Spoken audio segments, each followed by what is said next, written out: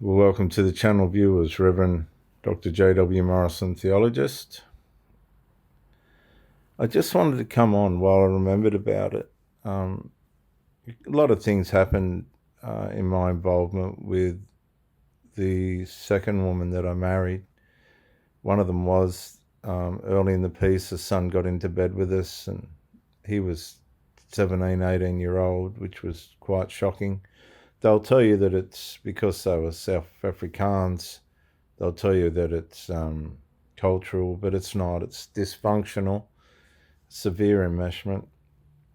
That happened twice, but the one that I remembered today, which sort of really upset me, was we went to Darling Harbour for a day, and we were sitting in this restaurant or something of that nature, and we were getting something to eat. We were having quite a nice day, actually. And there was this picture of a bird behind us, and I said, let's get our picture together with the bird on the wall. And she goes, oh no, I don't think we should do that. And I said, why? And she goes, because the sun might see it, so-and-so, the sun might see it. And I said to her, what the hell has that got to do with what we're doing? And she goes, well, I don't want him to feel left out. And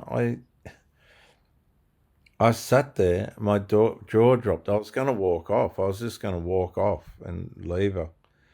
I thought, this is so bad that underneath us being together, and I'm thinking we're having a great time, she's worried about her adult son feeling as though he missed out. That's how treacherous, that's how devious, that's how covert emotional incest is. We were in Sydney, miles and miles away from this, where whatever this other person was doing, the son. And underneath it all, she was worried that the son would be upset because he didn't go with us on this day out, which was, for us as a couple, you know, it's just relentless. It won't give in. It doesn't leave people alone. In the back of the minds of these enmeshed people, they're trying to squeeze them into everything they can. It takes away all privacy. It's demoralizing. It's embarrassing.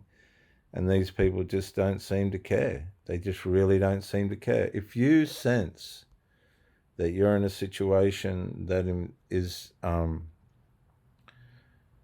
involving covert emotional incest, I really do recommend that you confront the issue. And if that doesn't do any good, really for your own benefit and to save time in your life, you really have to leave, because these people are very seriously troubled. In the back of their minds, they're not worrying about you. They're worrying about these adult children that they've got that are unable to function without them. They don't care about you. Their emotional attachments are with their enmeshment. You're just a source and a convenience.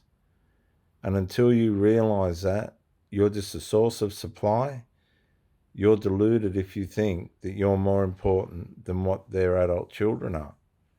Because these people are troubled. Now, they're not going to admit that. If you go out on a day out with your wife and she turns around and says, oh, I don't think we should take that picture together in case my son sees it and he feels like he's been left out, that is a severely troubled person.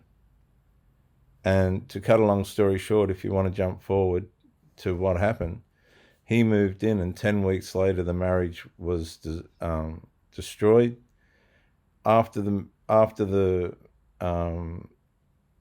I told them to leave, she took him, and they got the money from the divorce. She took him on a trip to Thailand. So these people have some really, really deep, intimate connections with their children.